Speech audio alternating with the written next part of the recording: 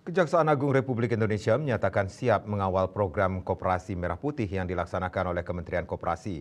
Kesiapan tersebut ditunjukkan dengan penandatanganan MOU antara Jaksa Agung Burhanuddin dan Menteri Koperasi Budi Aristiadi di Gedung Utama Kejaksaan Agung Jakarta.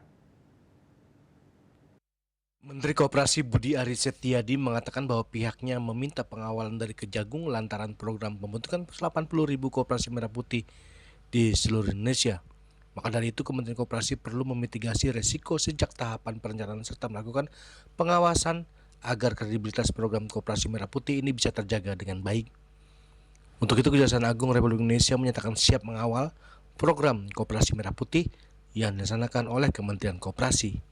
Menurut Menkop, dengan adanya pendampingan hukum dari Kejagung, tujuan mulia Koperasi Merah Putih yaitu meningkatkan kesejahteraan masyarakat desa akan bisa terwujud. Kami dari Kementerian Koperasi silaturahmi ke Kejaksaan Agung untuk meminta bantuan dalam hal pengawasan, pendampingan hukum, dan juga mitigasi resiko. Karena seperti kita tahu, program Kopdes Merah Putih ini yang berjumlah 80.000 desa dan kelurahan di seluruh Indonesia ini magnitudenya besar, ukuran besar, juga melibatkan anggaran yang besar, sehingga kita perlu memitigasi risiko sejak perencanaan dan pengawasan, dan juga supaya tujuan mulia dari program Kopdes Merah Putih ini bisa kita wujudkan.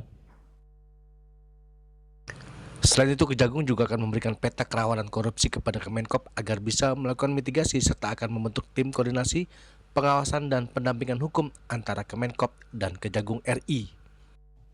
Saya pemerintahan Kabinet Merah Putih akan membentuk Koperasi Merah Putih.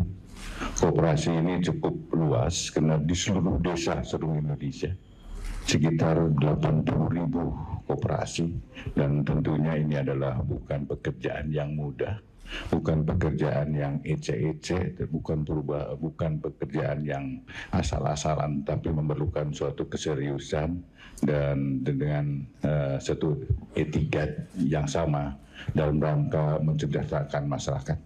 Dan untuk itu silakan Pak.